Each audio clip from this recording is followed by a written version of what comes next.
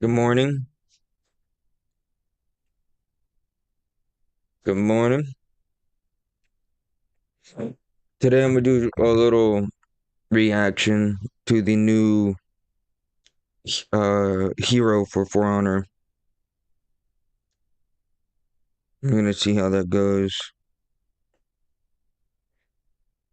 Let me edit the video title real quick, and then I'm gonna start the video.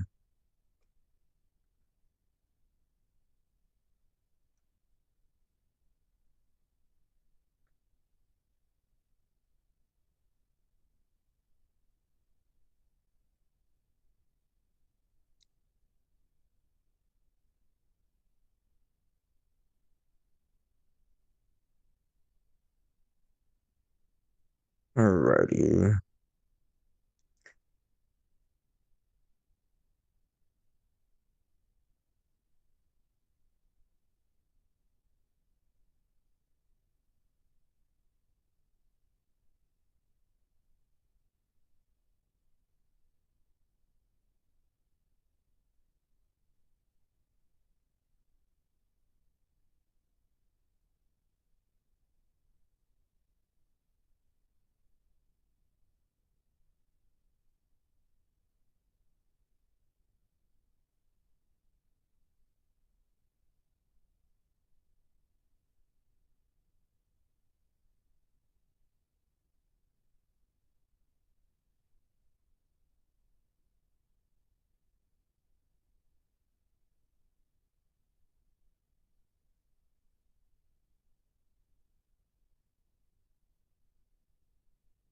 Okay, it's the year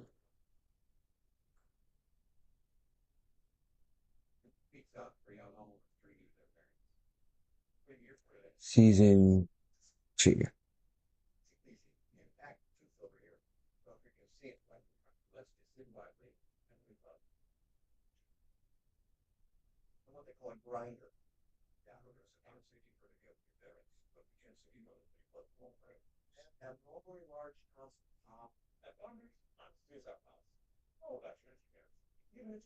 Okay.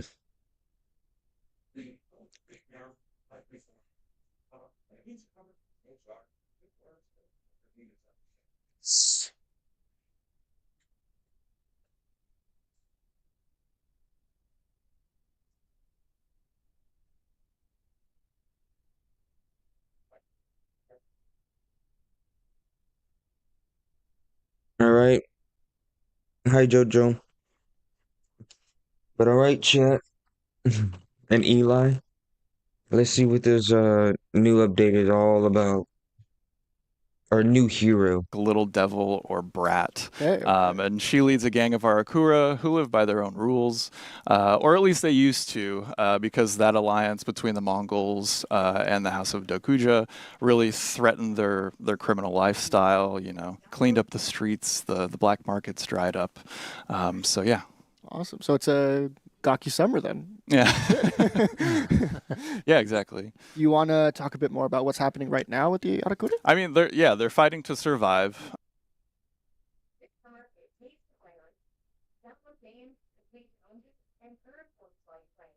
So as usual, keep an eye on the lore orders. You'll get some more details about Gaki's backstory, whose broken katana that might be. Okay. And also, we're doing something really fun with the short stories this TU. So the new short story called Never Enough is available now, but it takes place at the same time as my friend Ian's short story, Seeing Red. So go back, read or reread Seeing Red, and then read Never Enough. And I hope you enjoy it. Cool. Okay, so it's like a dual perspective kind of thing. Okay, That's that's, really that's cool. cool. That's Yeah. cool. Danny, I want to jump to you Yes. because Arakure looks so unique. Are you Yes, she able to does. tell us a bit more about what inspired her aesthetic? Yeah, definitely. And the first thing is their backstory, also their attitude, and also their desire to fight.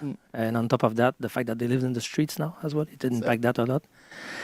We also used a reference from the UFC boxing scene and like an actress that did like tough and badass roles. Nice. So we can check more in detail how she looks. So the cloths are relatively simple, but we find out of wear and tear and all. But I wanted them to be recognizable, so they borrowed, if you know what I mean. Wink, wink. Some element from the samurai. They adopt like the manpo to protect the jaw. They have the kusazuri, I knew it, on one leg, and sode on their arm, small sode. The knee pad that they stole from the suneate part, and the cloth are the rest of itatari that went through a lot of adventure, to say the least. Nice. And the blade on their back is inspired by Gaki's story that Ben mentioned. And it actually became a ritual that they do to be part of the group, and they all wear one. Basically, they just have to break a katana. Where they get it, you will find out. But it's another symbol that represents the desire to break with tradition. And then Ben talked about the Sukiban. It definitely resonated with us as well. Yeah. They get it, you will find out. But it's another symbol that represents the desire to break with tradition. Oh, wow.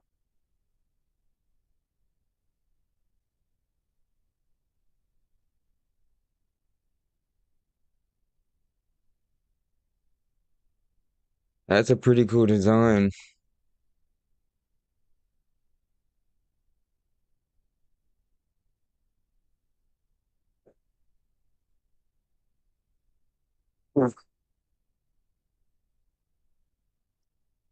I'm not gonna lie, I kind of like the style, the virtue or whatever her.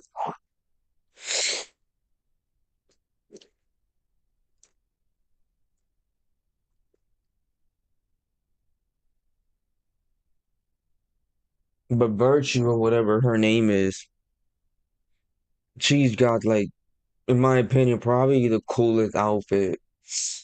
I just love how pristine and just fresh. It looks so clean. And this right here is very similar. It looks pretty damn pristine.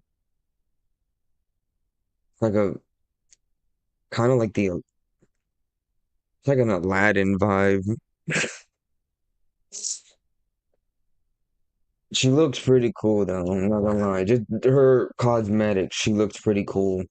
I could see that she can be flashy. And then Ben talked about the Sukiban. It definitely resonated with us as well. The strapping you see, for example, around the chest, area is inspired by them. It's as they were trying to hide the femininity Right. as a statement against a man's world. Nice. The tonfas and fighting style brought up some ideas too, of course. Like we wanted her to move freely, so the arms are not covered and very mobile. We wanted her to be muscular too, because she packs a punch, Yeah. of course, but have the muscle to support the hits she receives too. Because you have people like Shugo or Lawbringer on the field, so it needed some meat Yeah. in there, right? Of course. Yep. Do you want to talk a bit more about her hair a little bit? Yeah, of course. It's a big feature. So, being this rebellious group, we needed something expressive to fit their attitude. So, what better than hair? Yeah.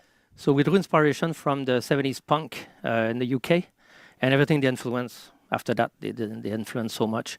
And then we continued from there and had fun with the haircuts. And I think it gives her a very modern touch. Yeah. Modern touch, yeah. And we even inspired ourselves from the rockabilly style that you see in Japan, that with their crazy hairstyle, which is so cool and it fits so well on her. So And she looks yeah. incredible. Yeah.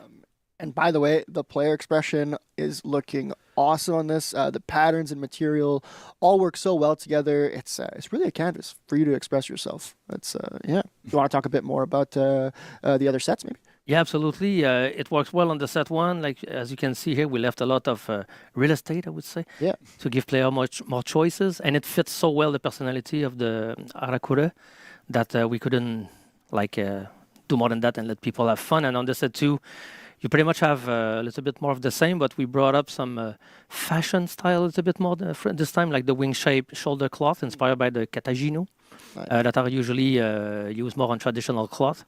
The small cape in the back is mostly just for movement and purely aesthetic, and it looks great, but it's, again, more real estate for you guys to have fun customizing her. Have fun. Yeah, it's amazing. Awesome. Well, folks, I mean, Arakure will be available for purchase next week, July 23rd, for $9.99. It'll also be available for 15K steel 2 weeks after the release. So be on the lookout for that. I want to talk a little bit about the free event pass coming. So, as we mentioned earlier, starting July 23rd and running until August 13th, the free event pass, Arakure's Audacity, will allow players to loot some awesome looking weapons. So, why don't we get a little sneak peek at that? Ooh, these are cool. I like these. Awesome. Well, thank you both for coming on the den and Thanks to you, Anthony. breaking all that down. Folks, stick around. We're going to be doing a gameplay deep dive with some familiar faces in the next segment. But first, we're going to take a look at all the lootable weapons from the free event pass. So we'll see you soon. Nice. Bye-bye. It's funny you say that because I was gonna say at the very beginning, who's the guy that's talking? The on the left. That's like the first time I've ever seen him.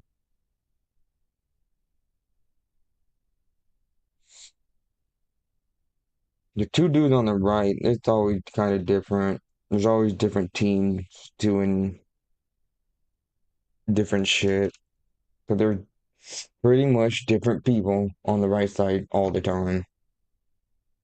But for the most part, they're always similar people.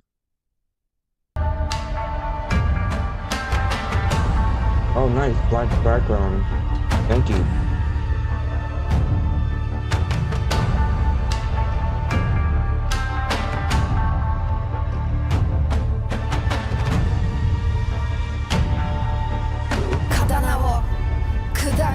When did they do this? Thank God they did this. For the longest time in their Warriors Den, they had these weapons like in a battle room. It looked like an actual room. And it's like, I mean, it's cool. You know, I get the like realism around it, just trying to give you the vibe, but it just made it hard to really see the weapon. Hell yeah. And years later, they finally make a black background. These are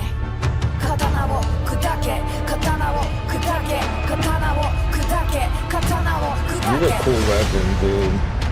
黒きミネマに生を受け名を知る前に覚えた痛み小さな手に試と度胸で開いた運命身の程を知れたなら全て割ってやるよ争いの後傷跡残し半額の道砕け生きるが罪なら死ぬまで有罪無視それが俺の掟目つぶし踏みつぶし何でもあり愚か者の乱と騒ぎ目つぶし踏みつぶし何でもあり愚か者の乱と騒ぎ気の短さは手榴弾爆発全の思いが街に火花飲食とか言い聞かせ近距離戦言葉の衝撃重い一撃刀になんか頼らない俺のファイトは力強く荒れ狂う嵐の中笑い飛ばせ堂々と荒れ狂う嵐の中笑い飛ばせ堂々と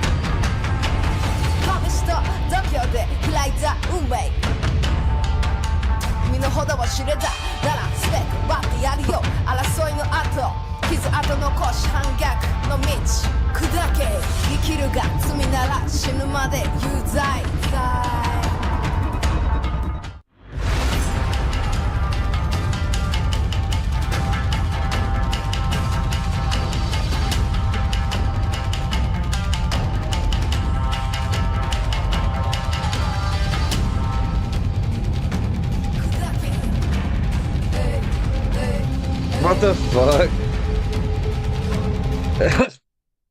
So if you have like a samurai shaman, what the fuck?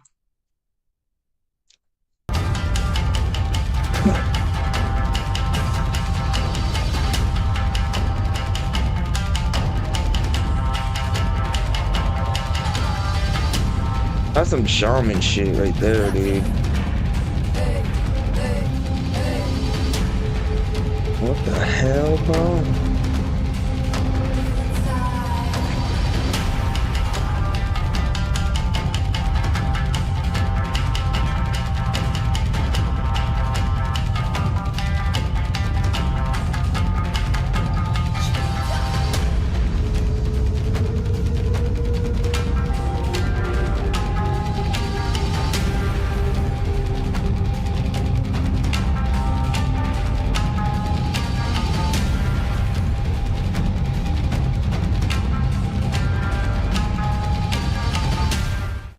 Uh, oh Welcome shit. back, Warriors! We are so excited to dive There into they the are. gameplay segment for Erikure, our latest samurai hero. And who better to help me out than these two absolute legends? JC, welcome back to the show. How Yes, are you? I'm pretty good. I'm pretty good. It's been interesting looking at chat in the back there. But I can't wait to show off this hero. It's gonna be super awesome. Absolutely, yes. I mean, they called, you are here, so... Yep, yeah. I mean, whenever I get summoned, that's how I have to show up. I know I have to show up. It's like a bat signal, like and then I just like JC, and I come running. The JC signal, I Yeah. like it. All right, amazing. And on top of that, we also have Costa. Costa joining us back on the couch. How are you doing? I'm doing good. I'm really excited to show Arakure to the world. So Nice. Yeah. Well, now's your chance. now is my chance. I mean, this is that moment. Like, we're Tell you. introducing the hero to the world, as you said. So, what can you tell us about this hero? Well, she is an assassin, dual wielding tonfas.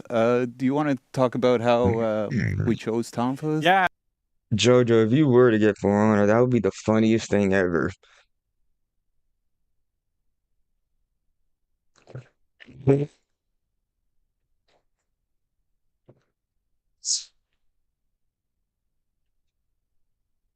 It makes me wonder, like, would you have fun or would you not?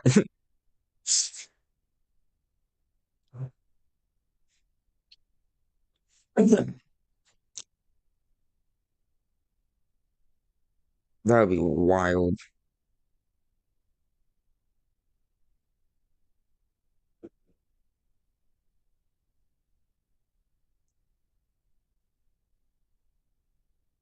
Can I be your guardian? If you were to play For Honor, I'll be your guardian. They have to get to me to get to you.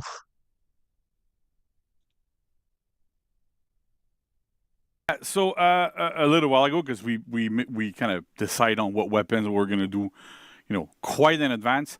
But I was Vanessa and I specifically, but we were talking about a bunch of different people. We're looking at how can we make a kind of like fist-based hero, right? We've been getting a lot of requests from players to go, I want to have somebody that punches people, that does that kind of stuff. And the issue that we have normally is that every single punch in the game right now is a bash. And no matter what we kind of pick, like there was like cestus and like a bunch of different kind of weapons, it always looks like you're punching straight up, and it always ends up looking like a bash. So that's problem number one.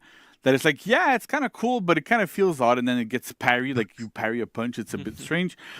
There's also a range problem, right? Because normally in For Honor, you're often, not necessarily always, but you're often Oh wow, so this is interesting. like Um, dude, for the longest fucking time, people wanted like a Wolverine fighter, somebody that's like all fists, like with claws and shit. But that was I've already thought about so many different things where I don't think it's gonna work. I already just felt like fist combat hero is just never gonna work just based on animation. Like it just like execution just looks funny when anything's hand related. So like when it comes to fighting,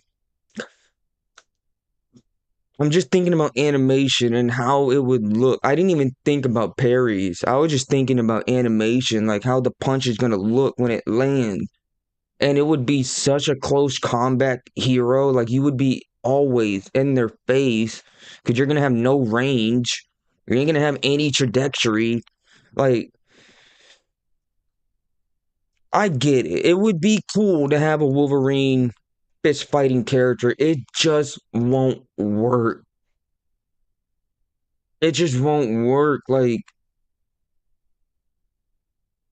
you would have to give the character a lot of like undodgeables, because of the character trajectory.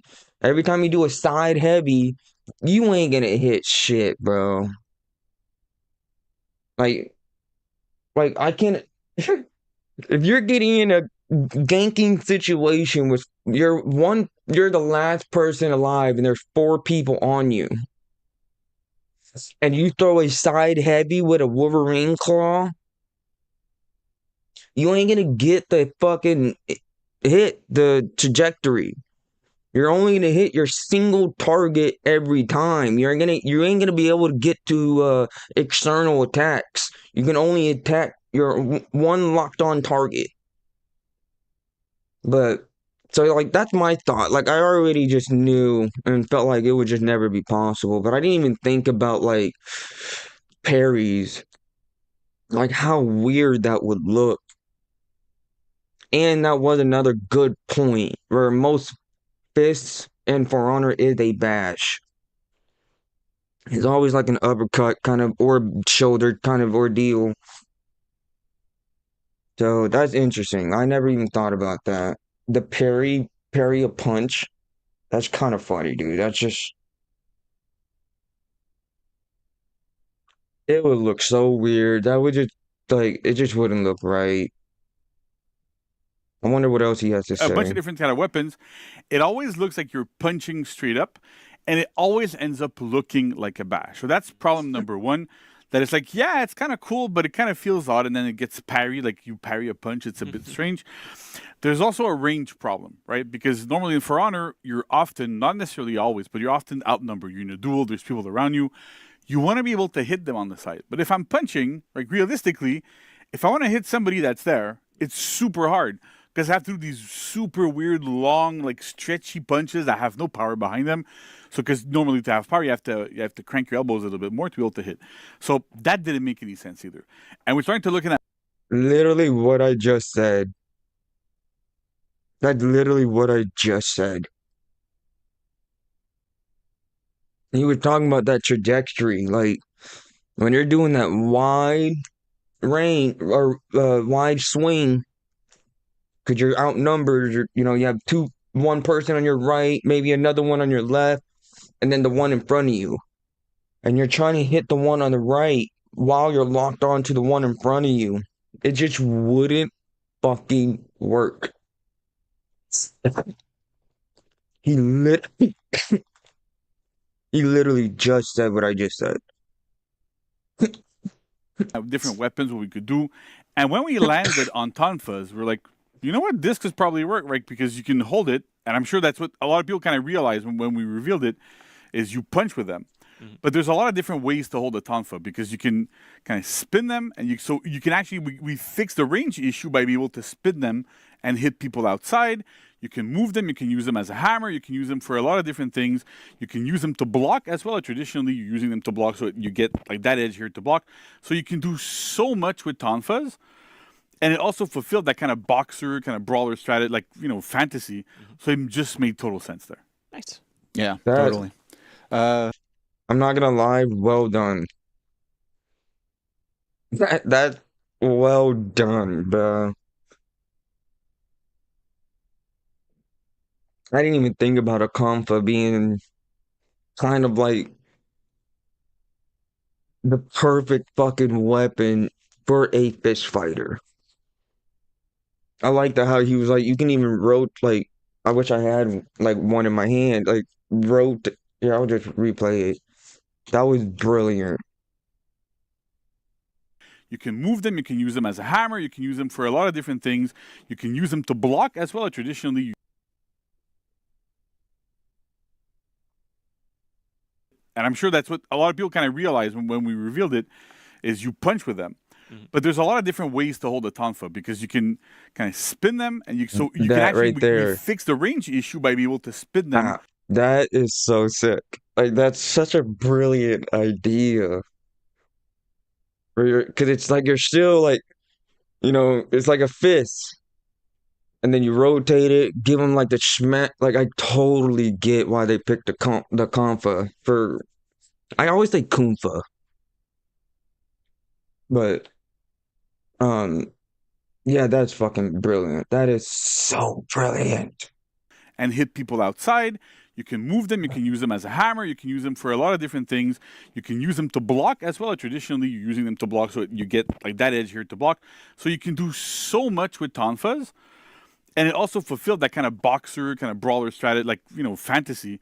So it just made total sense there. Nice. Yeah, totally. Badass. Should That's we go badass. into gameplay? Yeah. Yeah, all Let's right. see it. So before we start with that, I'll just say that we tried to keep the pattern that light attacks are going to use the short end of the tonfa. So like punches, jabs, trajectories aren't wide. And then for heavy attacks, they have a wider trajectory because, like you said, she actually spins them out like that. I don't want to hit you guys, but yeah, just to start off like that's how that. it kind of works. So let's get into the gameplay here. All right. So here she is. She looks really mean. Yeah. I like got it. some I cool actually emotes like it. too. The design, the style. Scratch in the back with it. I was a little iffy about the mohawk, but now like getting the brawler like shaman kind of style, it fits it. It's perfect. It's a good design. That's the All way right. you use It's the. the other use for the Yeah, Tonfa. for sure. So let's get into it. She has light attack, right? And you see the punching that you were talking about? Yeah, exactly. Short end. Yep. She has a heavy attack. And I don't know if you noticed this, but I'm already getting my heart rate is getting a little high. I think I might just buy this hero because the last two heroes I haven't touched them. Like I'm so busy with my like grind and organizing my roster. I just haven't picked them up. But this one, dude, I don't know if I can wait. I don't know. So far, it's just looking so fun. And you see the punching that you were talking about? yeah, exactly. Short end. Yep. She has a heavy attack. And I don't know if you noticed this, but she spins the Tonfa too. So Yeah. it looks really cool like that. It's It's really just really neat animation with Yeah, the it's amazing. Like the detail, we're gonna have like Vanessa and Michelle come in later, but like the amount of detail that we have on those animations to make her look super cool is unprecedented. It's really, we're really excited. And from light, you could go into heavy or light. So like I could do light into heavy. I could do light into light. I could do heavy into light or heavy. So heavy, heavy, Like, you know, heavy, heavy into light. That kind of all works out, right? Yeah. Pretty simple, like a Pretty basic. two-hit hero. Two-hit hero. Oh, we're stopping here, right? We did all this stuff. We had like, these big crazy Tonfas. That's a deep dive, everyone. That's the hero. Yeah. All right. Thanks. We'll see you at the Good next night. segment. We never stop there. We never stop We there. never ever stop. I'm gonna show you Here's the her sprint sauce. attack Here's too. the sauce. Sprint Let me see attack. the sauce. It's on the light input. I'll do it on my end so people can see what it looks like when you're. Actually, just a little bit of a jump with the cross Tonfas there, Exactly. so people. Yeah, Looks she's pretty sick. she's got a nice zone attack too. It's quick. Pretty good trajectories on it Yep. as well. And she has something else. Yeah, she has at least one more thing. I didn't. At least one more. One more. Okay. I didn't show this because it's part of the reveal, the slow reveal. Yeah. So when you hit someone with any attack, Yeah. even a bash, she gets a combo light follow-up, a guaranteed light. So for example, right there. All right. Okay. You cool. you can't block that. Yeah. No, but you get a little 1-2 kind of thing, right? Exactly. You get it after lights. You get it after heavy. You get it after lights, you get it after heavies, you get it after bashes. So for example, if I do a light into bash, I get the combo right after. Okay. Cool. Cool. So Yeah. So that so it makes sense, right? So every single attack that she has, you get a small confirm light afterwards. Exactly. Deals a little bit more damage. It kind of looks cool. You get a 1-2 punch. Everything that's cool. There are only a few moves that she cannot chain into the combo lights. They are called twin strikes, but we'll get into that soon. We'll get into that soon. Yeah, Okay, all yeah. right, cool. Let me show you some of her dodge attacks. All right, cool. Right? Yeah, basic kit. This one's my favorite. It's a nice. Yeah. Oh, that's funny, right? Because I remember seeing, because I'm terminally online for some reason. This is true. Yeah. And I ended up there was a lot of comments because that specific move is in the trailer. Yeah. Yeah. And I remember people going, I really want her to have it. Guess what she does? She got it. You want to clown on some people you don't like? Go and have fun. But not only that, if you unlock from me, we also, added a little kick in the butt. Oh, okay. So we had some fun with it. Yeah, We had some fun with it. So that's a bash. Yeah. It's undodgeable. It's unblockable, right? Unblockable, sorry. We have an undodgeable forward light. Yeah. Front dodge light. Yep. That's quite a bit of range as well. Like I can get it from pretty far. Sorry. Yeah, go ahead. Yeah, Go really ahead, good show me. peeling tool here. Yeah. It's undodgeable, so often enough, you get into situations in group fights where people keep dodging away from you. So she can catch up and say, no, you ain't going nowhere. Yeah, exactly. Just like that, too. Just like that. Yeah. Exactly. So something to add is after all these moves, like I said, the combo strikes happen. Combo strikes always lead into the finishers, the chain finishers. Okay. So you could, for example, you could. Sorry, I got lost there. So I could just keep doing that. For example, I'm always going into my finishers. I can dodge out of them. Don't worry. Yeah, I know yeah. people are going, but I can dodge Out of them. So basically, that creates kind of like a faux infinite. Yeah. Right. You could only. Like it works off of heavy light, heavy light, heavy. So it's kind of cool, right? Because you have to commit to that little extra attack. You deal a little bit less damage on your attacks because there's that little extra strike afterwards. Yeah. But it still feels kind of good. Exactly. So that's kind of her false infinite there. I mentioned twin strikes. Yeah. And the way that you could think of this is that twin strikes are true finishers to her moveset. Okay. So anytime I do a twin strike attack, that's the end of my chain. That input can be done at any point in the chain. So if I open, I could go into my twin strike attack, end the chain like that. So how do you do twin strike attacks? Because you've shown me everything now, and now I'm confused. Everything. Yeah. But so I had to create other inputs for the twin strike. So to enter twin strike, you basically enter your chain, and then you press back on the left stick as well as your input. shaman So shit, light, yeah. heavy, or bash. Okay. So let's start with the light. So I'm gonna go light into the twin strike attack. Okay. And notice how she attacked with both tonfas there. Is that why it's twin strike? That's why. That's Well, why. yes. It's Like again, the narrative team is showing their pure genius yeah. here. Love it. And Like did a being great job looking with at that. stuff and going, you know what? This is twins. Exactly. So we got the twin strike light that I showed you. This is a 400 ms. It is enhanced. All That's her scary. all her lights are enhanced except for the combo lights and the opener lights, by the way. Okay. So it is enhanced, and there's a dodge cancel after. Oh, okay. Yeah. So for example, Show me. so I could do light into twin strike into my Okay. dash, for example. So what's also interesting to hear to see is that you just showed it. You don't have to do your little combo guarantee light to go into twin strike. You can go into twin strike from literally anything. right Exactly. now. So that is pretty cool that you can go, you know what? Like I'm gonna do light, twin strike, or I can do light, twin strike. Right. Exactly. So there's a lot of freedom and a lot of flow in how you want to spend your stamina, how you want to do damage. So it's kind of interesting there. Yep. Twin strike heavy. Okay.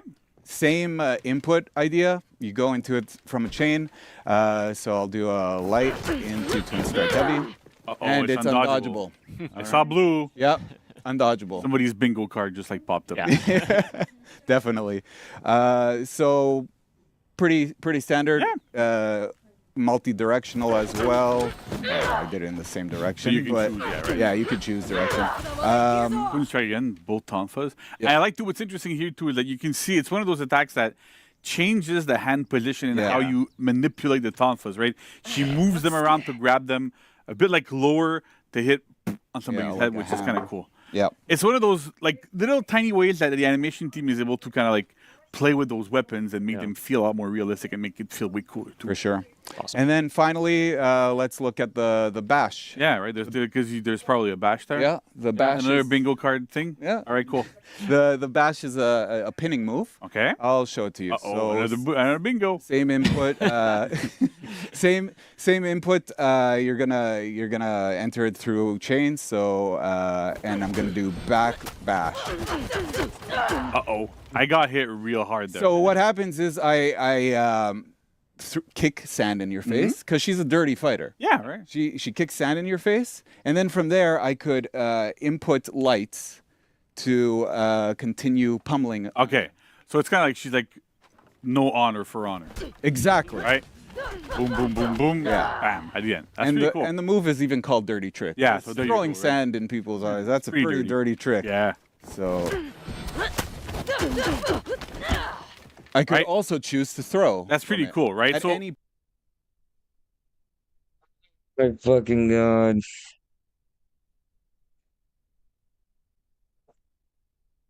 I was starting to feel like, okay, maybe I got ahead of myself.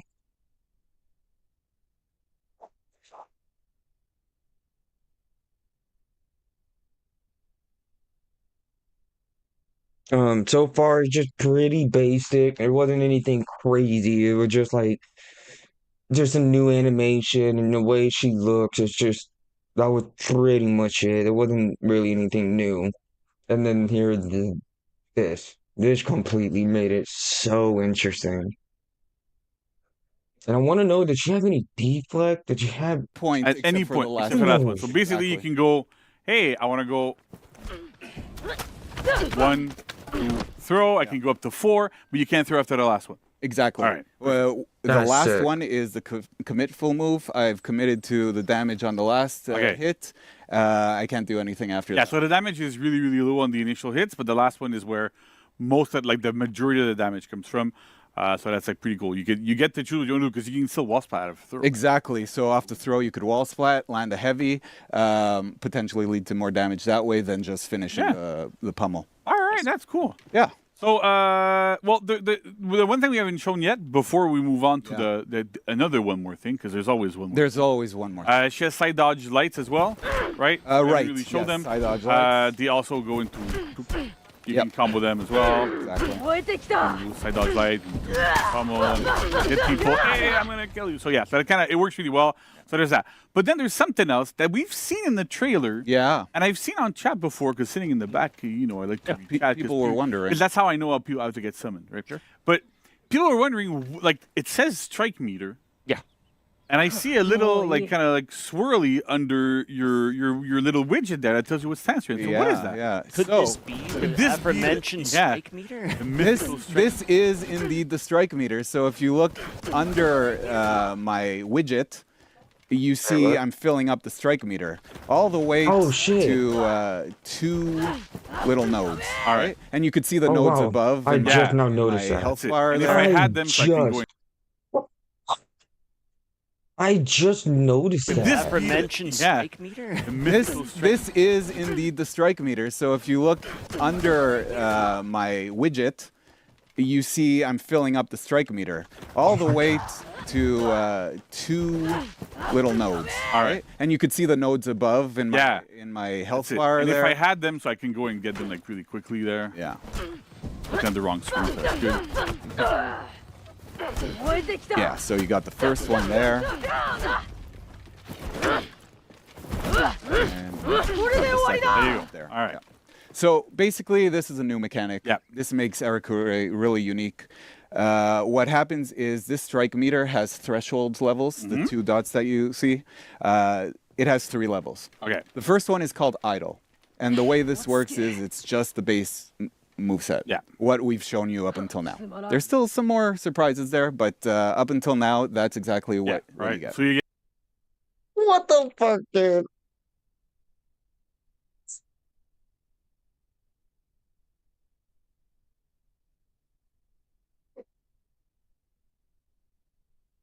So you're telling me that like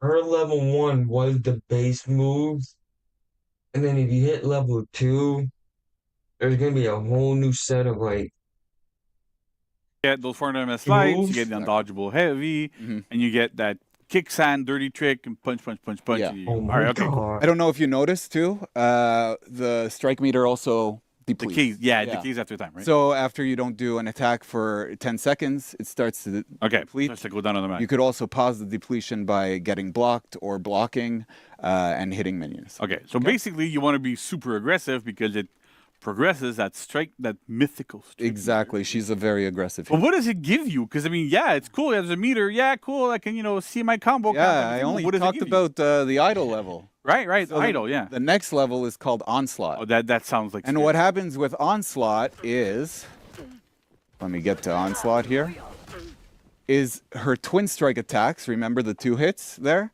They become armored. Bingo. So, armored light, and then Heavy. armored heavies, Cool.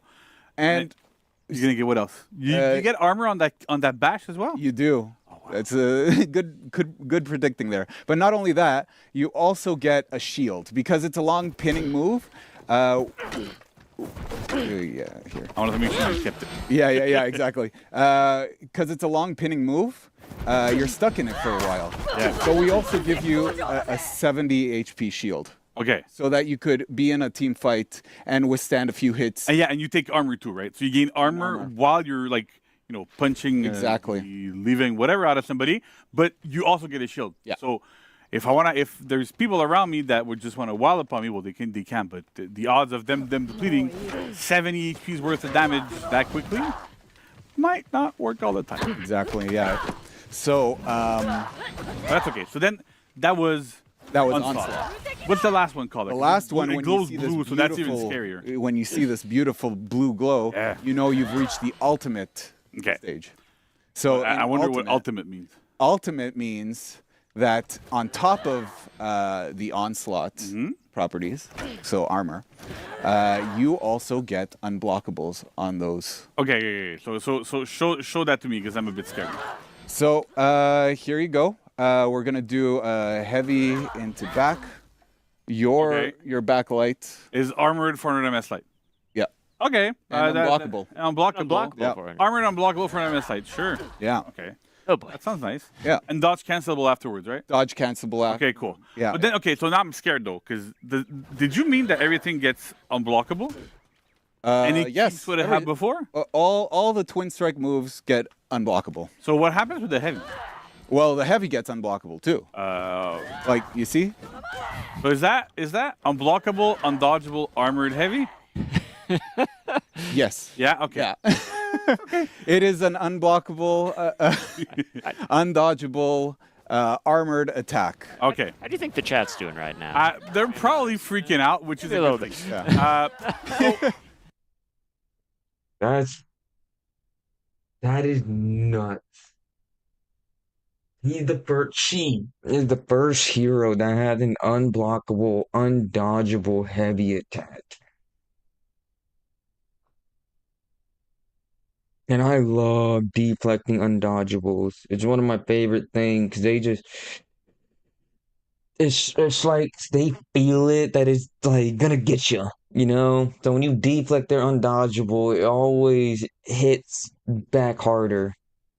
When you deflect the regular heavy, it's kind of like, oh, cool. But when they throw an undodgeable, they think it's gonna land. So when you deflect that, it just smacks them in the face. Like, oh, fuck. It's one of my favorite moves, or one of my favorite things to do, deflect undodgeable.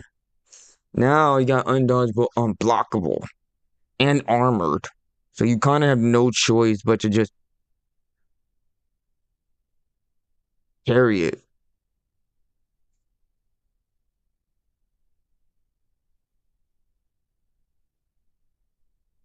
Just to calm everybody down, because I'm I was not just- seeing it, but I gotta. Because I was gonna say, like, Attack. yeah, I was gonna say just now, like, I was thinking in my head, dude, like how crazy this undodgeable, unblockable armor it sounds so OP. It does, but it's not like that OP. The only thing that this move does, really, it forces you to just chill out. So low key, you just have to think about it. When it happens, all you have to do is just stand there and react to the unblockable. It basically turned into a 50-50.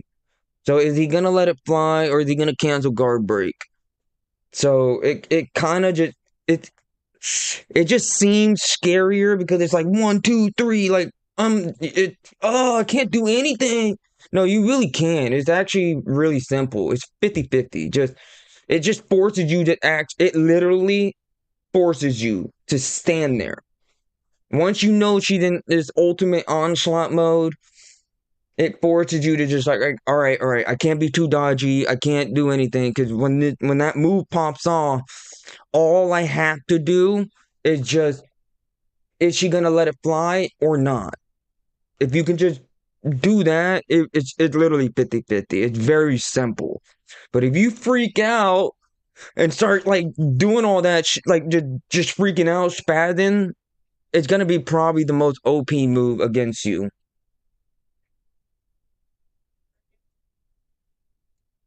Because you can't dodge attack. It don't matter. You can't do shit. It's an undodgeable, unblockable hyper. You might trade, but the trade is not going to be worth it. Because most dodge attacks are only like 10, 12, maybe 14 damage. Maybe. And I know this attack is going to be 30. So it is not worth the trade. It's like you just stand there. Now, this is dope. This is badass. How do you think the chat's doing right now? They're probably freaking out, which is a little bit. So just to calm everybody down, because I'm sure I'm not seeing it, but I got a couple of nods from the back, so I can kind of see it. So here's the thing: you to get all these properties together to create that absolutely crazy pressure, right? You need to get your strike meter to max. Yeah. So that's step number one, which is not always the easiest thing to do. You have to get into a fight and have that maxed out. If you get into a duel and to get it maxed out, typically there's gonna be like one hit left or something. So it's not crazy impactful in ones. It's a bit better in group fights, but still. The other thing is that there's almost no range on that attack, meaning that like you can't just go backlight into or like whatever into it because there's basically zero range. Yeah. So like there's almost no range here. So you can't use it to catch people to do these things. So we really looked into balancing it. So the damage output wasn't insanely high, but also there's very, very little range. So you have to be careful when you use it. It's really for focused 1v1 engagements. That's where we wanted to go. So yes, it's super scary on paper and it'll give you good stuff. What I can tell you is that there's a lot of moments where you're actually better off doing the backlight, the dirty trick light, or not the I forget what you call them because twin strike light. Yeah, sorry. Because that brings more and more and more pressure, right? The twin strike light because you can dodge cancel, you can front dodge cancel into an undodgeable light or into the bash. So you can kind of cycle and keep that going and keep the vortex a bit as you want going through it, but you have a choice. Do I get a little bit more damage off the heavy but it ends here? Or do I go for that light and keep going and keep applying pressure? So there's an actual game plan here that kind of makes sense. That's super interesting. And yes, it's scary. We wanted it to be scary. Getting to that target level again is not the simplest thing, right? There's a lot of stuff going into it. You might kill people before you get to max and then it ends up being wasted. You have to work to get it to keep it full. So it's just overall, I would say give it a chance. I know it's super scary. I know it ticked off like a new bingo card because I'm sure nobody had unblockable, undodgeable armor on their bingo card, but then probably somebody's going to put that. But that's kind of how it works. But then there's the dirty trick as well, right? Dirty trick, yes. Yeah. So what does it get at? Dirty trick, it gets everything that it got off of Onslaught. Oh my god.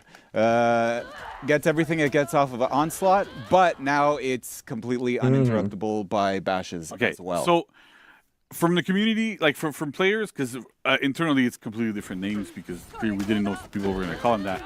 There's That's like so two sick. types of armor in the game from player's perspective, right? There's hyper armor and there's super Hyper armor. armor and Hyper super armor is what she gets at onslaught. So that means you trade and you absorb kind of like normal hits, but bashes will still go through. Super armor means absolutely nothing will get you out of this spot. So it's scary Okay. because it's kind of dangerous. There's a reason why we almost never use it, because you can get stuck in situations where people are going to throw a shit ton of attacks at you, and then what are you going to do, right? Because because you're in that state where you can't get out of it. If that's too long, it's essentially a death sentence. Right. Because you don't get the damage reduction, you don't get the hit stun, all that stuff. So it's a bit scary. But in this case, it's interesting because you get that shield and you get super armor. So you literally cannot knock her out of it when she goes into it when she is in ultimate. Again, that's kind of scary. But we went that way, right? Because we wanted to make sure that normally you want to use dirty tricks to raise your strike meter like pretty quickly. It's the most efficient way to raise it up. Yeah, because you get the most hits on You it. get the most hits on Which it, right? is why we're giving her those combo lights as well, just so that it helps you get your strike. Exactly. So it's a whole theme around this hero. Yeah, yeah. See? Right. But then we wanted to make sure that when you're at on ultimate, why would you still use it? Because I'm like, well, okay, I already got all my stuff. I get better damage off of other options. So why would I use this one? Well, no, there's a reason to use it. It also is really good for setting up ganks and stuff, so it's kind of nice. But it kind of works quite well. Nice. Amazing. All right. So that's it for that. But But did you also want to talk about deflex too? yes. Oh, yes. Oh my God. So let me throw. Yes! Okay, you got me. That's it. You got me. That's it. I'm in. I'm in. I'm in. I'm in. I'm in. I'm in. I'm in. I'm in. I'm in. You got me. Yes! Yes! I was wondering that like 5, 10 minutes ago. Like, please tell me she had deflex, please. Please. Oh God. Okay, I'm in. I am all in. I'm playing this character the day it comes out. Oh, this is sick. Throw you top heavy because She is an assassin. So I could deflect. Yeah. you get a heavy, I get a heavy. right? So Or Two of them? I could do a shortcut right into dirty trick. Oh, yes.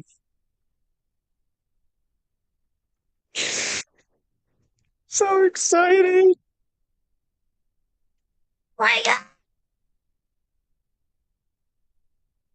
Oh my God, I am so excited. That just took it to a whole like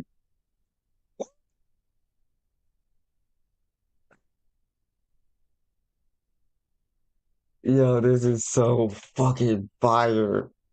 Oh my God, I love this. This is so sick. This is so sick. that's really dirty. Yeah. Awesome. Yeah. Yeah. So she does have. Want to talk about deflex too? Yes. yes. Right? So, So- let me throw you top heavy because She is an assassin. So I could deflect. Yeah. you get a heavy, I get a heavy. right? So or I could do a shortcut right into dirty trick. That's really dirty. Yeah. Awesome. Yeah. So she does have Look at me deflex. making She is an assassin. Yeah. That's it. So she's an assassin. She gets deflect. Yeah. Super cool, and you get a nice little shortcut to those dirty tricks because she's dirty. Indeed. The fry Dirty cracker. fighter. She's all sorts of things. So, but it's pretty cool. Yeah. But now, is there another one more thing? Because I remember. Okay, so There like, is, yes. I'm a very perceptive person. And I looked at a trailer. Yeah. And it also said something about target swap. Target spot. Now, specialist. Yeah. It's a specialist. She's a specialist. Bro, I need to chill out for a second. Bro, this is so sick.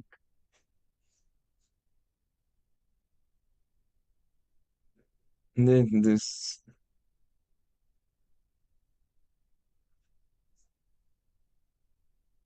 And this is more of my like this is it for me.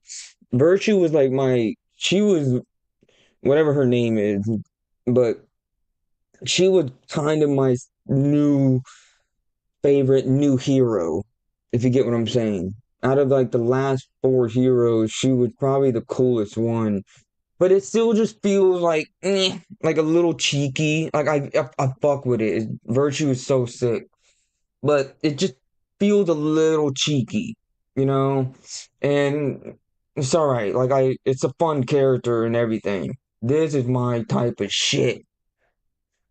It's fucking deflect and all and the combos and the mix up. This character is sexy. I like this Target character. swapping. So what does that mean exactly? So when you target swap with Arakure, she has dedicated moves for the target swap. Okay. We are calling them lash out attacks. Okay. And basically the way this works is from a target swap, as you could see in the video playing, she has access to 3 different lash out attacks. Okay. She has access to a light, a heavy, and a bash. So her lash out attacks, the heavy one gives you a lot of forward momentum. You could go to the next target that's pretty decently far away, and you could catch up to them, reposition yourself in the fight. Hold up. 2v2s, bro? Oh, man. 2v2s is gonna be scary now. Because it's already toxic, as it is. 2v2 is brutal. Like, there's just a bunch of bitches on there. I don't complain. I don't give a fuck. I just play, you know? Um, and then if they use this character, I still don't know her name yet. I didn't catch it. I was just looking at her design and her looks and all of that shit.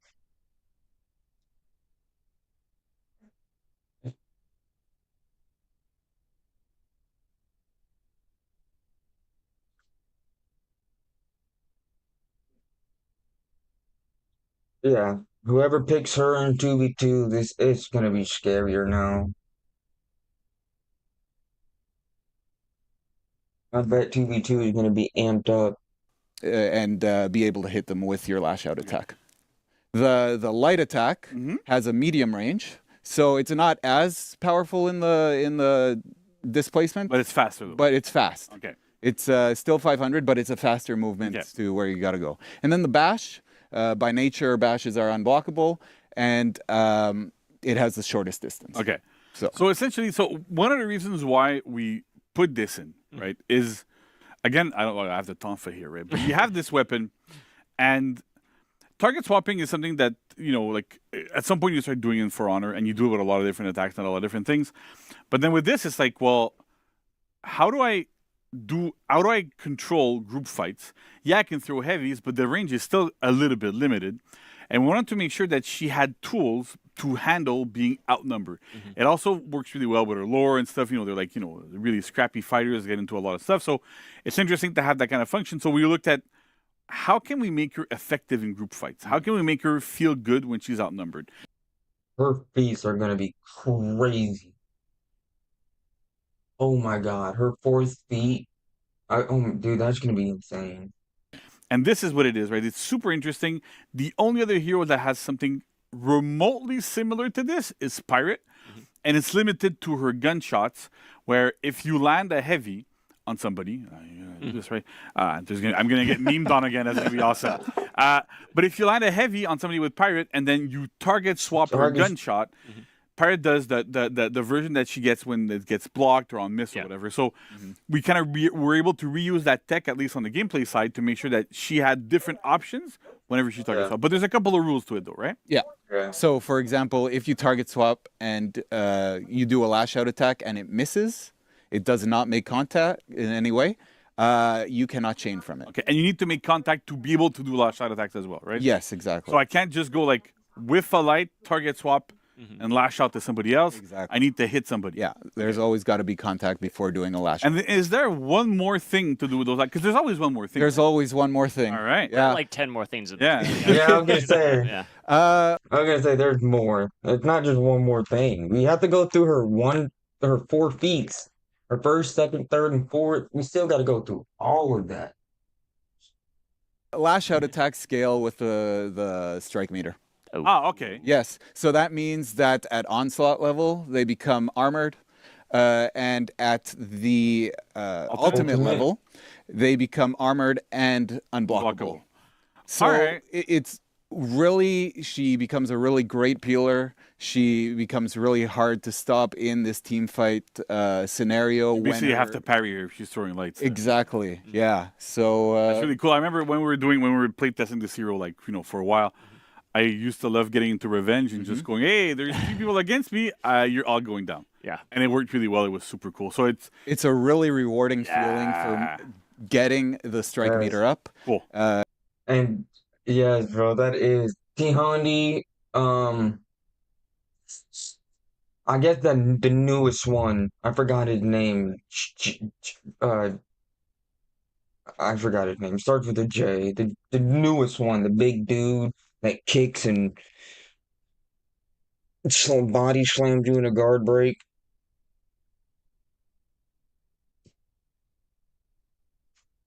Oh, I love it when characters have the ability to just withstand like getting revenge and then making a huge comeback. It is the biggest, most satisfying dopamine of all time. It's one of the biggest reasons why I'm addicted to For Honor. Because when you play Dominion, you're the last one alive. Oh, it's the best feeling ever when you win, when you pull it off. It's a rewarding feeling for. And I was gonna say I feel the same thing what JC says. If I have those like characters, I haven't played the new one, the guy that starts with the J, but T-Hondi, I've already pulled it off. And when I play T-Hondi, I feel like that for some reason. It's like if I'm the last one alive with T-Hondi and there's a fighting like there's a chance I can still win the thing for my team, I feel like that. I'm like, you guys are done. Just give me my 1-2 revenge. You guys are done. For putting in that effort, and it's a lot of fun. Target swapping isn't the most easiest mechanic, but this is a great hero to learn it on. It's a great hero to practice it on, and up the For Honor gameplay. Yeah, exactly. Cool. Yeah. So I think that's it for Fight Kit, right? But she has feats too? Yeah. All right. Let's get This to hero it. has feats. Roll the video. So her first feat, it's called Against the World.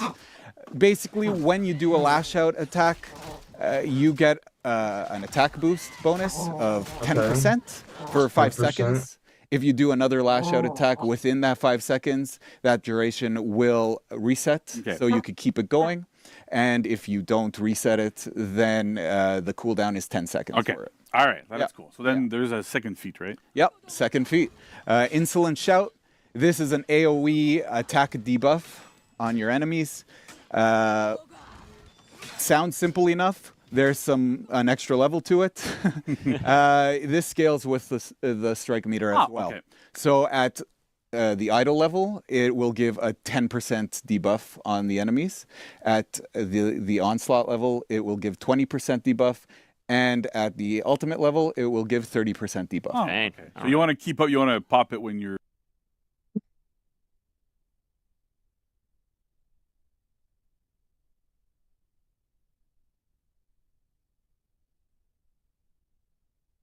Bro, this character is gonna be this. This character is gonna be disgusting in revenge, bro. I'm getting mad goosebumps. Like it's like all over my back. At the onslaught level, it will give 20% debuff. And at the ultimate level, it will give 30% debuff. Oh, okay. So you want to keep up, you want to pop it when you're ultimate. Yep, that's the biggest bang for your buck. For it. Yeah, and it has a 2-minute cooldown. Okay. Her feat 3, because there's a third feat, Of course. called Walk It Off. This is basically a self-heal for Arakure. And again, this also scales off of the strike meter. Yeah. So at idle, 15 HP. At onslaught, it's 30 HP. And at ultimate, it's 45 HP. But it doesn't just heal. No, it doesn't. What else does it do? At every level, it also cleanses. Okay, but Are you talking just, hey, I get rid of blood, bleed, and fire? It does do that, but all negative effects. Oh, okay. Yeah. Okay. All It's kind negative. of like what Centurions do tier 4. You Exactly. get a bit of that cleanse only on yourself, though. Exactly. Still, okay. Yeah. On yourself, it's a single target. But it must have a pretty big cooldown. if Yes, it's like we that gave it a strong. 3-minute cooldown. Okay, so you can't just constantly just go, hey, I'm getting rid of corruption. Yeah. Okay. You really have to choose. Am I doing this for the heal? Am I doing this to The cleanse. And okay. All right. It's you line up things. Yeah. Yeah. Cool. And Works then the on last corruption as one. well as Max. And as I also just mentioned, thank you, Max. Yeah. And finally, she has a feat 4. Yeah. This one is Yes. called Gang of Outcasts. And what this does is it maxes out Arakure's strike meter. For 20 seconds, there is no decay on the strike meter. But that's not all it does. It's an AoE effect that buffs your allies as well. While the 20-second duration is going on, your allies will get enhanced lights, they will get armored heavies, and they will not, attacks will not cost stamina. Okay. Jeez. Yeah. So basically become like killing. Enhanced lights. Are you fucking serious? Are you serious? Oh my god, so if they have a 3-4 piece light, oh my god. So Raider, bro. A fucking Raider. A Raider can stand next to whatever her name is. Oh, it's right there. Arkrua, whatever name. Ara. I'm just gonna say Ara. But Ara, she's standing next to Raider, Gladiator, Conquer. Oh my god, Conquer.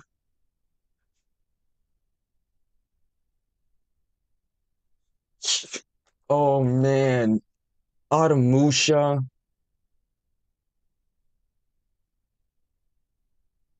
Dude, that's insane. That is crazy. So if you literally have Ara and Automusha, that's funny. They both start with like Ara, Aramusha, Arku. But if you have Aramusha and Ara, oh my god, that is gonna be terrifying.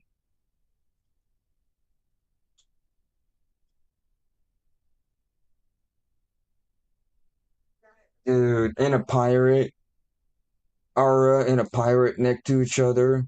That's insane. I'm tripping. Holy fuck. Machines just like she is. Exactly. Awesome. Yes. All right. Yeah.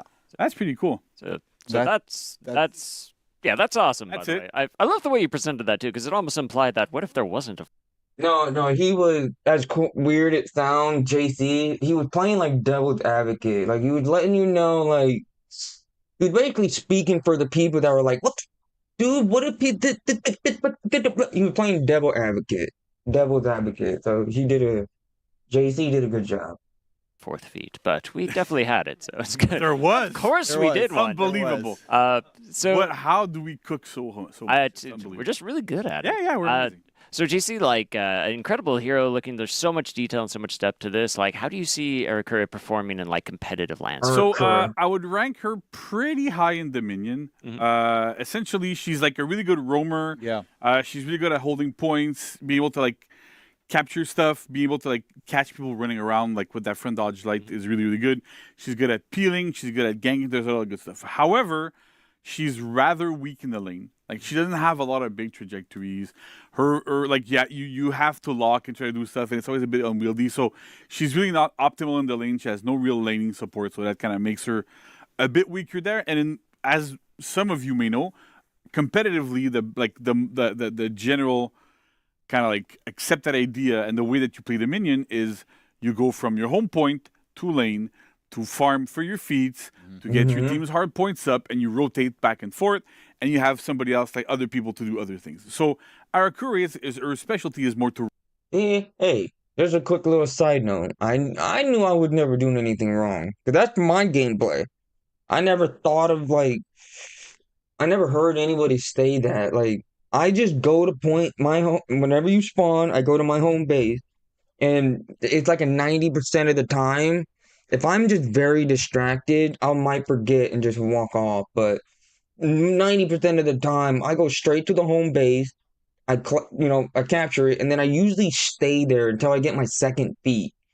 And then once I get my second feet, I try to rotate, get a couple kills going, and then I can get to my fourth feet pretty damn quick. And then if I die, like if I fail, I'll go back to my home base and try to get all fourth of my feet.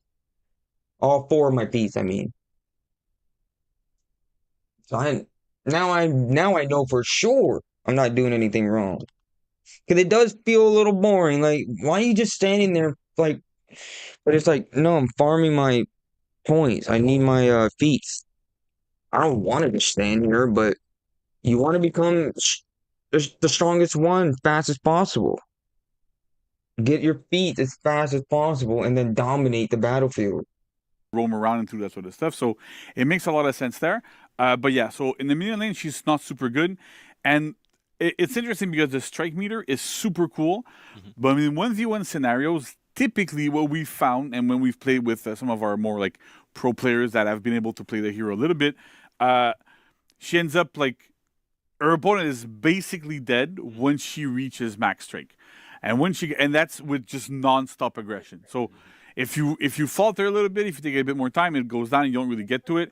So in 1v1, she's good, but it's a bit harder to exploit all of her toolkit, especially the target. You can't really target swap in a 1v1 scenario as well. So there's like some stuff there that she is not as good, depending on the situation, but she's still really, really good. Yeah. Awesome. And there's some interesting choices to make there too. Do I stay at the point, boost it, and lose my strike meter? Do I run to the other points to keep up my strike meter, get into another fight as fast as possible? Pretty interesting. Yeah. There's a lot of stuff there. We wanted to make sure that this hero had a lot of decision points as to like even just her flow is like there's a lot of options in and out. Do you want to keep going? Do you want to stop? Do you do your combo lights? How do you spend more stamina? Because the stamina per HP damage is a little bit like high. So how do I spend my resources? How do I work around them? It's all built around this interesting decision system of how do you play her and how do you play her, and the way I play her might be different from how you play her and how you play her. So it's really interesting to have that kind of depth into a hero that her moveset is not the most complex one, but there's a lot of like moment to moment little decisions that are really interesting. Nice. Awesome. And were there any challenges, anything you want to touch on like throughout the development? Yeah. So I mean, like the strike meter is like brand new, obviously, right? It's not the easiest thing to get working in our UI, making sure it looks good, making sure it's readable. Also, just the functionality of it. Right? We went through different iterations. We had at some point there was one where every single hit counted as one, and that ended up being that it overly valued light. So how do we kind of change it? So we changed it up. Now there's like different thresholds and like lights and bashes give different amount of like meter gain than heavy. So we did a lot of iteration on these things to make sure that everything kind of felt right. The target swap tech 2 worked, but there was a lot of challenges to how do you make it work? How you decide, like the heavy goes far, the light goes medium, the bash goes low. We didn't always have a bash there as well as an option. Right. So it's like there's a lot of these things that are not super, super, super clear that we have to kind of validate as we go through. Like the chain bash that we didn't really mention it before, right. But the bash that you can do like in your regular chains is feintable as well. It wasn't always feintable, and how do you kind of figure out the moveset? So it's interesting. It's not always the simplest thing, but it works really, really well. Yeah. It's a bit of a process always to make these, but and now I cannot wait because after us, there's a couple of people. It's just a couple of people on the animation team. I do want to say this too. This is another cool thing about Arku. Is she kind of had this what they said about 1v1, like you can't really reach its max potential in 1v1. So this character has this unique flow where when you play anybody else, you can play anybody else, and you play 1v1, you can kind of like take it to its max potential. You can take the character to its max potential. And then it kind of can get boring, and now you start to feel like I want revenge. I want to like get in a little situation, get revenge, and beat, 2 people at once. And so that's like the only way you can like heighten your gameplay with your favorite character, Kensai. Let's just use Kensai. So if you play Kensai in 1v1, you can use Kensai to his full potential in 1v1 and then just get bored. And then take it to Dominion, still take Kensai to full potential and then just get revenge. And then just get of a bigger dopamine for winning a bigger fight. 1v2, 1v3. That's pretty much it. This character, you have that same thing where you play 1v1, or actually technically not really, because you can't play 1v1 and take it to its full potential.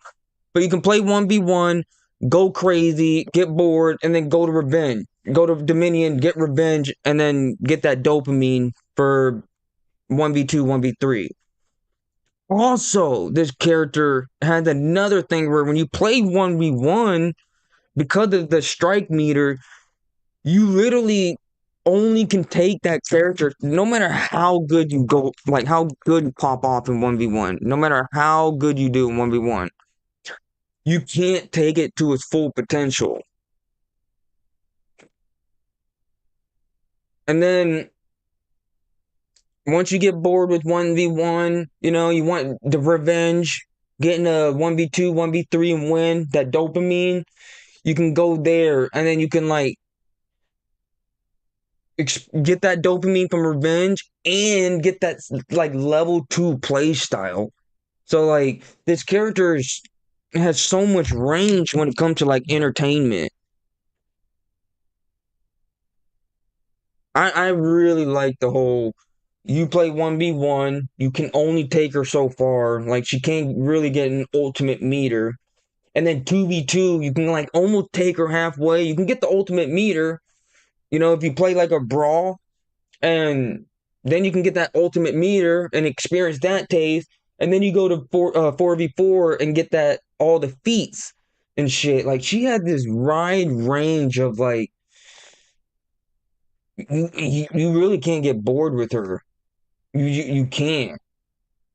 Everybody else is so simple. You play 1v1, max potential, bored. Go to 4v4, max potential with revenge. That's it. This character has all the other stuff. This is a fun character. I can tell. This is going to be so fun. That might have. I just want to leave out a tiny, tiny little tease. There's cool stuff they're going to talk about. Yeah. There's a lot of little Easter eggs, a lot of personality that they've hidden in the hero. So I know these things, but I want to tell them, but I don't want to spoil their fun. I know. Yeah, sure. They're gonna come up here real soon. It's gonna be awesome. It's gonna be awesome. Excited for that. Well, very cool. Well, thank you guys both so much for that. Finally, Costa, any shout outs you wanna give? Yeah. Well, the whole team, honestly, that worked on Arakure, they were amazing. Michelle, the other Costa on the design team. Because we have two. Yeah, we have two. Vince. Man, there's so many. Chloe and all Fred. Right now. Nico was huge support with the strike meter. Terry, Alex on audio. On UI, we had Catherine. Catherine, you folks probably remember. Catherine did a lot of work on the gauge, so that it looked nice and it kind of fit with what we needed. It's a huge team effort all the time. Yeah, the animation team did amazing. Even the marketing team, I really want to commend them because the trailer that we had for the gameplay is completely new. It's super awesome. Yeah. So really good job, guys. Everybody's super proud. Yeah, it was an awesome undertaking. Very cool from all around. Well, I'm very excited for that. And folks, we hope you're excited too. If you want to get your hands on Eric Curry, you don't have to wait long. You got 1 week to go because next Thursday with the title update, she's going to drop. We hope you enjoy this, but stick around because we have an animation deep dive coming up right after this. Keep spinning those. Please don't hit anybody, and we'll be right back.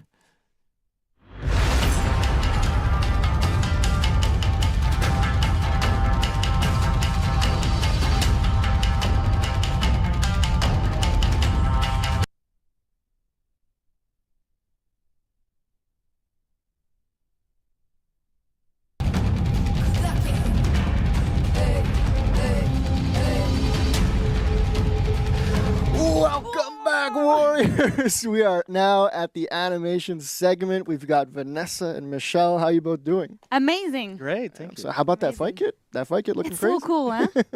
Work, you know. yeah. It's so awesome. Yep. Vanessa, why don't we just jump right into it? It looks so badass. Could you share a know. bit more regarding the direction of her animation? Yes, I mean, GC touch up a bit on it, but she's our answer to a brawler hero, basically. So finally, it's there. It's Yeah. there. So we have the Tomfa. You saw them. They're right there. So yeah, it's a little bit of she's hyper-violent. She's very badass. She has zero tolerance for bullshit. That's it. That was the attitude direction that we have. So every time we did an animation, we're like, no bullshit. There you go. And she's very. She has a build-up anger. She want to release it. That's why she fights you. She always she short temper, always in your face. So that's her. Awesome. Sounds like me. Also, so just for a bit of context for folks watching, so when the team creates heroes, we usually try to establish 3 key pillars that describes the hero. Do you want to share those with us? Yeah, I mean, Ben talked about it. She's scrappy, firecracker, and brazen. It's again, it's something every time we do an animation, we ask ourselves if it fits that. So she's scrappy. You saw it. She fights dirty. She bonk you on the head. She kick you where it hurts. Exactly. So she's very scrappy. She's a firecracker. I don't know if you noticed, but during the strike meter, the more you get into it, the animation change a little bit. So the navigation and all the idle, she gets more pumped. Oh my god. We had that's 3 layers of a full navigation. It's a lot of work. Yeah. That was a lot of work. Awesome. Just to represent the firecracker aspect of this character. And she's brazen as well. So she's rough and tough. She has nothing to prove. She's super versatile. The weapons are really cool for that. And That's really cool. So as the strike meter increases, her animations will change a little bit. Yeah, She'll get more amped up. yeah, and you'll pumped. see. It's a bit. I think some people notice. She's a little bit more into it. She's really intense. The adrenaline's flowing. Exactly. You want her to press buttons. That's it. please, You know, Yeah. she asks you, right? So. It's really that. Yeah. So yeah, I'll put you in context, and Okay. so using those words that Vanessa was talking about. So when's the last time you ended up in a dark alley at night, Ooh. like a weeks dead ago. end? I'm no. taking, And you taking me turn- back to last weekend. You turn around and there's 4 silhouettes blocking your Oh, path. no. So yeah, for a new hero that's street combat technique. Won't be clean. She will get out. Mhm. Bruised, bloody nose, but on her feet, Nice. Rocky style. So that's her. Yeah. Why don't we talk a little bit more about her weapons? What was it like animating Tomfa Combat? I mean, it's pretty new, huh? It's pretty cool. This is awesome. Yeah. Can I hold Yeah, them a little bit? Yeah. Chat, this has a good weight. Yeah. And confirm. We almost have. I hold Using this the right? weapon gives you a Yes. lot of ideas, but when we saw the Tanfas, the weapon length, JC was talking about, using lights on this side, it got us thinking. Mm.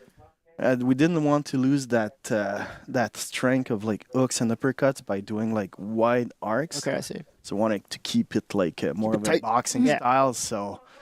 So what we did is so when she strikes, we brought her a little bit closer. Not much, 60 centimeters. Yep. So it doesn't seem like much, but the added pressure, the feeling feels good. Hmm. And it's just a little bit more grueling for the victim, being Yeah, she's in your being grill. that close Yeah. in your face. So Yeah. that fits the character a lot. Yeah. She has a short range, so we needed to bring her closer a little That's bit. it. That's Yes. it. Super cool. And at the end, we just up, pop back, jump back to create that separation. It works pretty well. Yeah. Nice. That's awesome. Also, one of her core features is her ability to target swap really rapidly. Could you share about a bit more of the intention behind this gameplay mechanic regarding the animation? Yeah, target swap in Foreigner is an advanced way to play the game, and it's in Arakuda Toolkit. So, first off, I had to surround myself with bots, doing all the angles. It's a lot of And- controllers. Yeah. That's it. Yeah, it was something to test. But when the first thing we noticed when we implemented it is that we could bring that further. It felt weightless a little bit, teleportation feeling, Okay, I see. and didn't feel grounded and that she was thinking. She was teleporting more.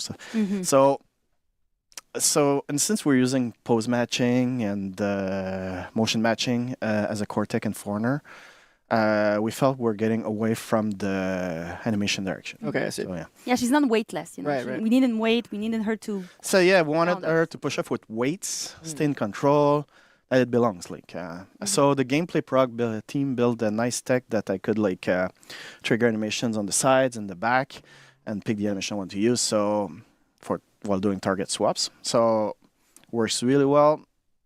A tech that will find more usage For sure. in the future for sure. Like, Yeah. That's okay. So that's really cool. So it's like basically like when she's target swapping between each character, there's like custom animations that like fit Yeah. all of that. Yeah, because everybody can target swap, but for her, because it's our toolkit, like Michelle did all those transition That's and to reach and to add a little bit more weight and trying to like not snap Yeah, too right. fast and jump. So at least like you feel it feels really good. Yeah, it's like So she's when you flowing through the play- fight almost. Yeah. I wish everybody was as smooth like in the target swap, but for her, I mean that's part of her kit, Yeah. so we put pour a more little bit more effort. love. Yeah, it was It looks incredible. looks great. Yeah. worth it, yeah. I want to talk a little bit about this. Word on the street that she's got a pretty cool face-off screen. Do you want to take a look at You heard that? the rumor. Yeah. We had a lot of ideas, but we went with the spit in the face. There you go. face off. So you haven't fought her already, and she's already like spitting on The you. first thing you see, That's you know, so you're gonna. That's So awesome. that had a lot of personality. We love Little doing that. animation, yeah. Yeah, we love doing that, adding a little bit of personality and those little animation. For sure. I think it's really cool. One cool one as well is the ledge. When you're near a ledge, the character look down a bit, but for her, she literally squat. Oh, and that's she looks so down on badass. you, right? It That looks so is cool. sick. On Duran, yeah. we added a little bit, like he opened his arm, so he's really like dominating the battlefield. For her, I think the crouch was, I think it fits her. Yeah. We loved it so much. We made an emote out of it, so just for her. So yeah, no, it looks pretty cool. It's really in character. It's so awesome. It looks great. Yeah. Do you want to talk a little bit more about the pummel move? JC was teasing this a bit earlier. I think there's some Easter eggs with this. I mean, it's something that we've done with Duran. During his pin move, he That's has a his special name. hybridization Duran, again, Hatu. whatever. Yeah, where he's like, Yeah, exactly, because he doesn't like her. There's Yeah. a whole narrative thing about it, and she also has a lot of background. And Yeah, her promo is a bind. Has a lot of realization, Yeah. like a lot of inputs you can press. But we went a little bit farther, and against a few samurai, the last hit will look different. Against Orochi, Shugoki, and Kensei, look at them, yes. cool. So normal character, you bonk them on the head, bonk. bonk. You hear the sound already. Okay, I see. But against the samurai that she despises, like she will uppercut them. And then if you end up like killing them on the last hit, like on any ending, you will create a new kill animation. Yeah, look at that. And the samurai faction, the Orochi, the Shugoki, and the Kensei will uppercut. That is fucking cool. I'm not. That small is so small, but dude, that is cool. What a cool little piece of like extra, just a little extra. Cause it could just easily just be the last kill and they just fall down, and you still get the rush. Like that was cool, but to add a little animation to their like to that last hit if it kills them, that's so cool. I like how he just flew in the air, like On any ending, you will Right here. create a new kill animation. Yeah, look at that. And the samurai faction, then- the Orochi, the Shugoki, so- and the Kensei will uppercut. And if you're well positioned, it will let you. Oh, that's awesome. It's like a mini execution in that. Yeah, it acts as like Baby a, execution. as like a picture. Baby. Yeah, and it's again Orochi, Shugoki, and Kensei. She doesn't like them. They're two Yeah. honorable samurai. Yeah. That's it. That's it. So she's like, yeah. That's super, super cool. That's awesome. And the fact that it ledges is. I mean, it's the little thing, It's the pretty ledge fire. is It's a cherry on always, top. yes. Yeah. When we see an opportunity, Yeah. jump on it. Yeah. Thank you so much for breaking all that down. Do you want to give any shout outs? Yeah, I mean, GC named the whole team, but Yeah. of course, everybody was a great help on animation team. Thank you, Michelle. That's a lot of animation on this. There's Nawel as well that help on the hero that work with Michelle a lot. Together. Yes, and Martin as well that did the execution as well that we're gonna see soon. So yeah, great work, everybody. I mean, it Awesome. looks amazing. I can't wait. It's going to be great. Thank you so much for coming on and giving us all the insights into the animations. Folks, sit tight because after this we have a special deep dive into the modeling of our new hero. But first we'll be showing a compilation of all of Aracuta's executions. So check it out. Max, roll it.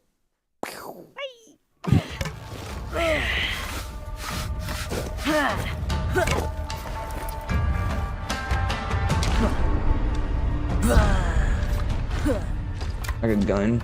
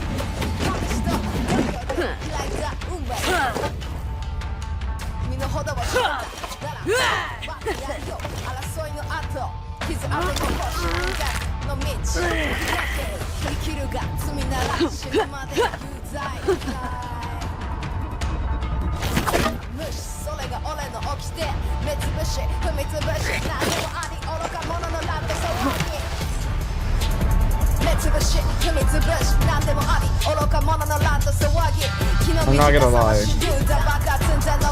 This emote right here is sick. I'm very animated when I play For Honor. I'm very, very animated. It's one of my favorite things to do, like, when I'm fighting somebody, is to, especially if I'm, like, in beast mode, if I'm feeling it and popping revenge and just fucking people up, I will emote, like, at the perfect time, just to make it look stylish.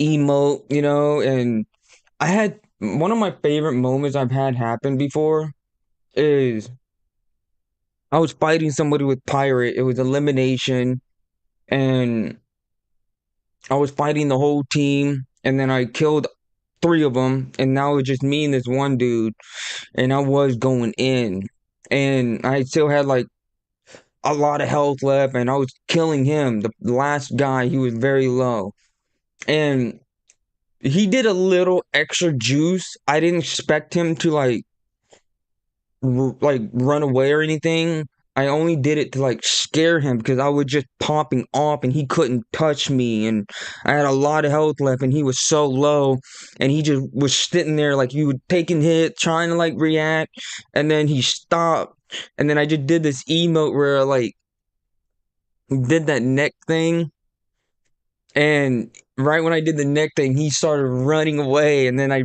dodged forward heavy and got him and executed him. And then after I executed him, did that cool bow. You know, that really cool bow. So I'm just very, like, animated when it comes to emotes and shit. And this next emote that's gonna happen, I can just see, like, that same scenario where I'm fighting 1v4. And if I kill 3 people and that last one alive, I'll pop this emote right here. This next one right here. Oh, not that one.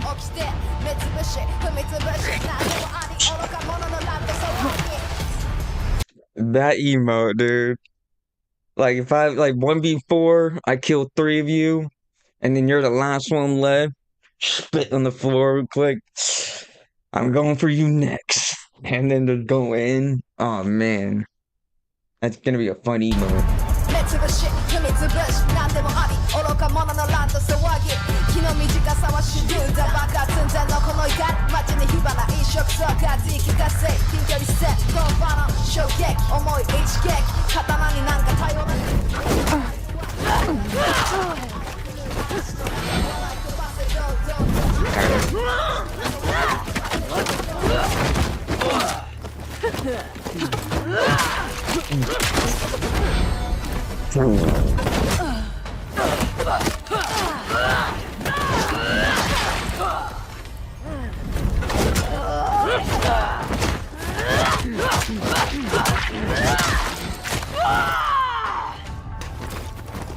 That's sick.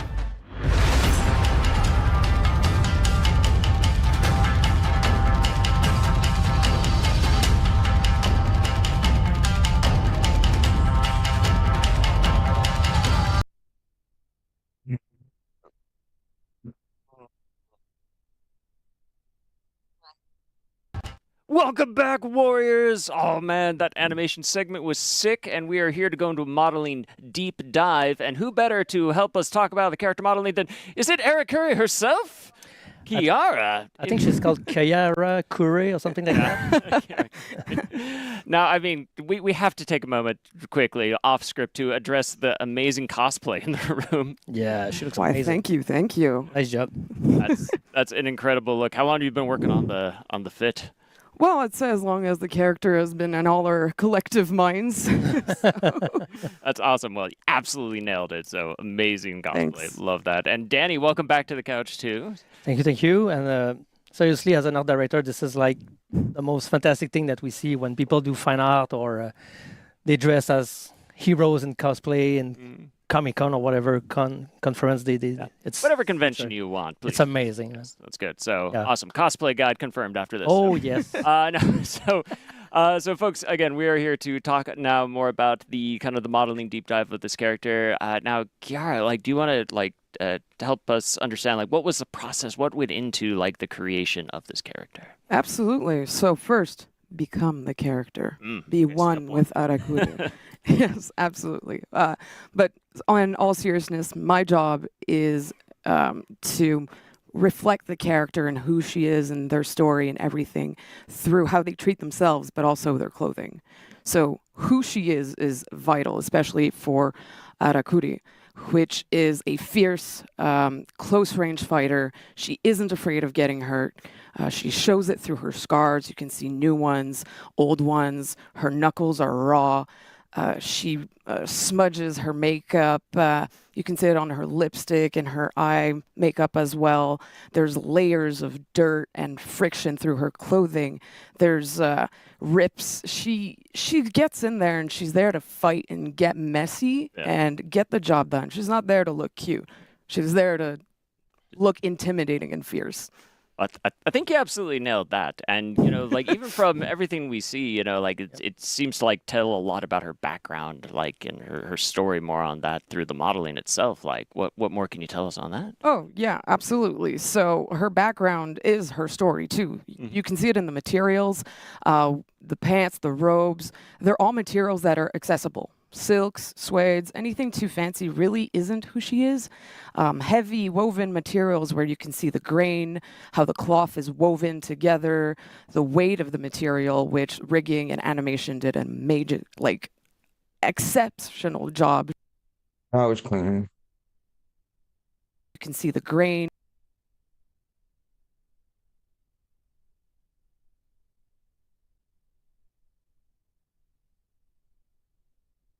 That's badass, dude. How the cloth is woven together, the weight of the material, which rigging and animation did a major, exceptional job showing. The scratches on the metal, the paint chipping, the way that the fur is all matted and scrappy and not taken care of, but still has that fierce, intimidating look on it. And also the details that you don't think about, the handmade embellishments, the embroideries that maybe she did or the people around her to up that look, to give personality, which is something that she's very known for. And speaking of embellishments, my favorite part, the tattoos. Oh, yeah. Lily did such look at that? an amazing job at them. She designed them, and I had the pleasure, privilege, and honor to applying it on her body, making sure that every piece fits her musculature, the way the flowers curve on her body to really enhance that beef muscle look. The organic flow of Japanese design as well is super important. And players will notice that every single skin has a little change in them, and that we applied places where you guys can actually change the colors of the tattoos. Wow. Oh, yes. So we wanted to give you a version of that, but also a version where she has no tattoos. She's just raw and full of scratches and full of blood. Wow, that's so So cool. Holy crap. I love it. There's just the customization there looks amazing. Like all the work and all That's the details sick, that went into man. that. It looks incredible. So like huge shout out. Like great job on that.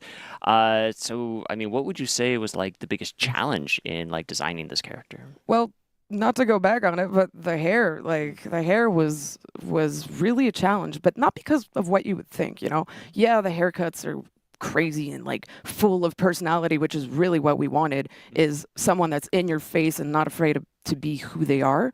But it's the little details. It's every strand of hair that we had to place in. It's also where we want to put the color that you guys, the players, can choose. Do we want it to make it look more natural, more crazy, like crazy neon dyes that cover the whole hair, the roots and all that? It was really like the placement of all those things were really important. And we wanted to give that natural badass look, but also keep her character where she's like, look at me, look how fucking badass I am. And yeah, sorry. It's what it is. Yeah, we get one F-bomb per stream, so you're fine. No Oh, worries. thank God.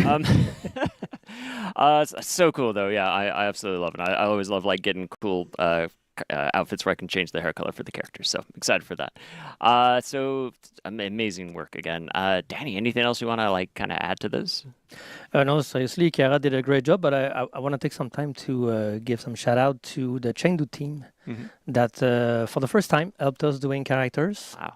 They wanted it for a while, and they jumped in the boat and did a great job. They did specifically the set 2 part of the character, and seriously, they nailed it. Wow. They look so great. Yeah, they did a great job at Oh, that's pretty cool. transferring everything, the concept to like the 3D, and yeah.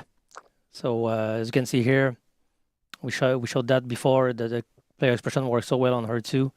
So lots of options for you guys to have fun. So good job from the Chengdu team, because they did the weapon as well. They didn't just do the characters. They did the weapon again. Oh wow, yeah. And they went through the same process we do for the characters. So they had to apply the backstory, where they come from, the street vibe, so raw materials, and we have a little bit of modern stuff like barbed wires to them. So I hope you guys are gonna have fun, because they look really, really good. Yeah, amazing stuff. So thank you so much, Shane. Awesome work on that. Yeah. Yeah, that's so cool. So yeah, I guess after that, at the end of the segment, so we'll see all of these. Like we're gonna play a video so everybody can see like all the arm of the weapon sets at the end of this. So I guess like, are there any final shout outs you wanted to throw out there, Danny? Yes, but I'm gonna start with Chiara. Yes. Yeah, for sure. I'm a bit intimidated right now.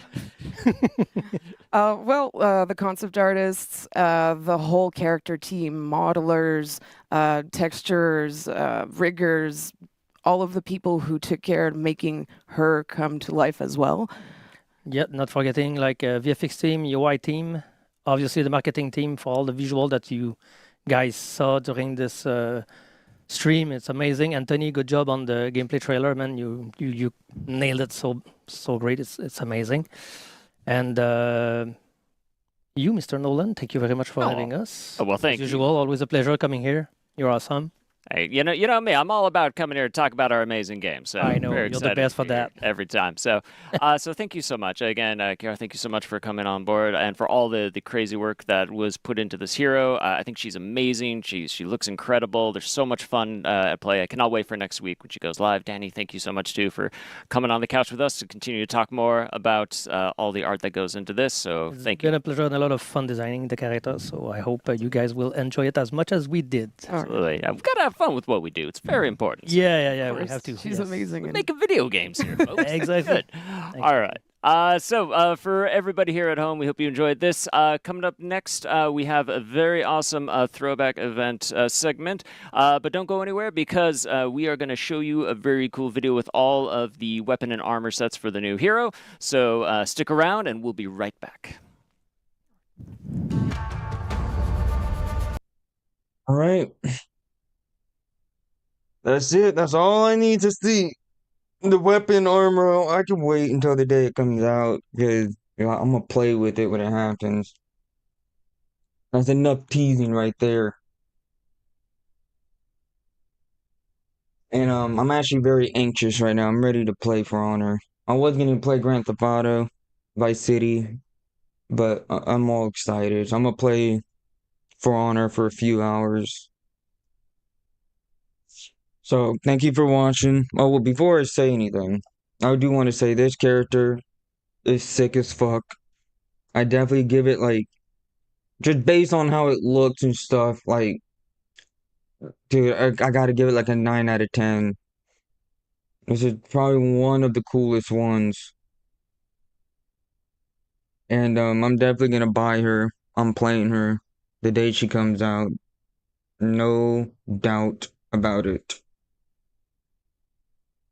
So yeah, thank you for watching. Hit that sub. As always, be kind to yourself, love others. I'll see you on the next one. Peace out.